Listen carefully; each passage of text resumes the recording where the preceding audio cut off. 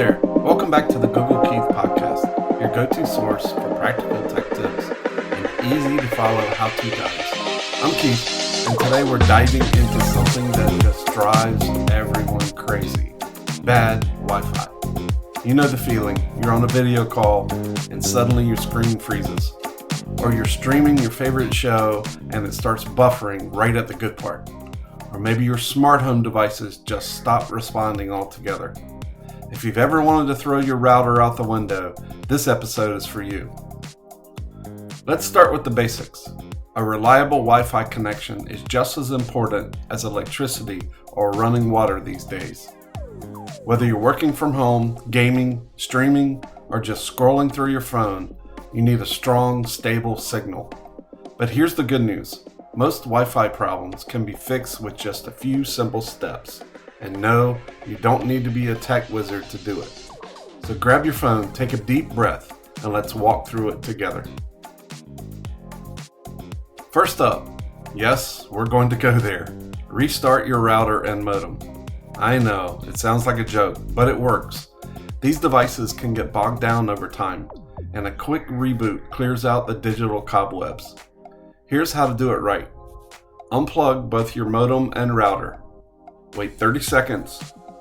Yes, wait 30 seconds. Plug the modem back in first, then the router. Give it a minute or two to reconnect. Do this once a week and you'll be surprised how much smoother things can run. Next, check if the problem is even on your end. Sometimes your internet service provider, your ISP, is having issues.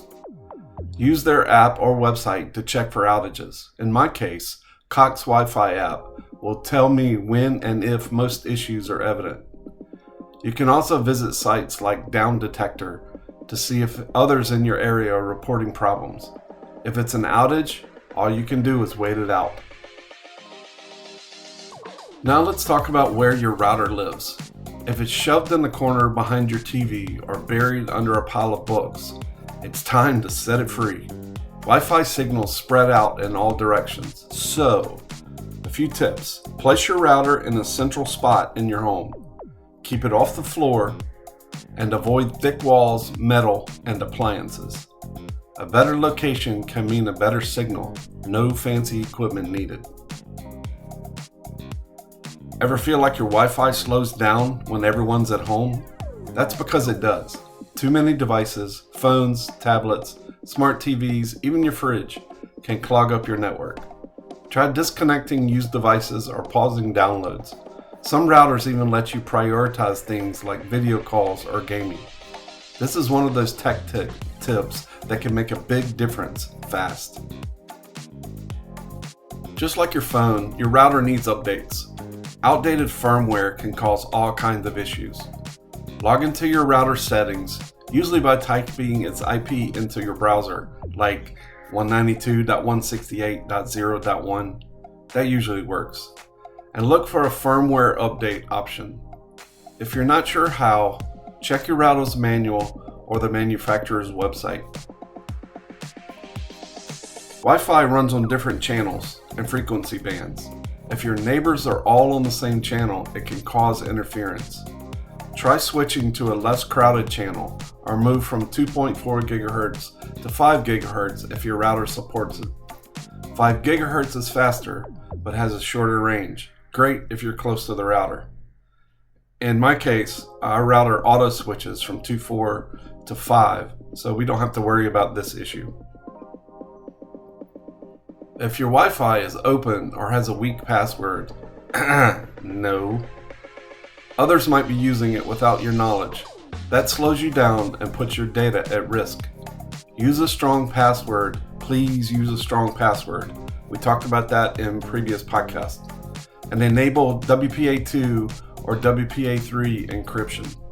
Check your router settings to see who's connected and kick off any freeloaders. Still have dead zones in your house? Consider a Wi-Fi extender or mesh system. Extenders are great for small areas. Mesh systems are better for large homes or multiple homes. I have Cox mesh system in my house and it works great. on our 3-story, 2,700 square foot home. They're easy to set up and can make a huge difference. Let's talk about the nuclear option. There always is one. If nothing else works, you can reset your router to factory settings. This wipes everything and gives you a clean slate. Just remember, you'll need to reconfigure your network name and password afterward. Sometimes though, the problem isn't you, it's your gear.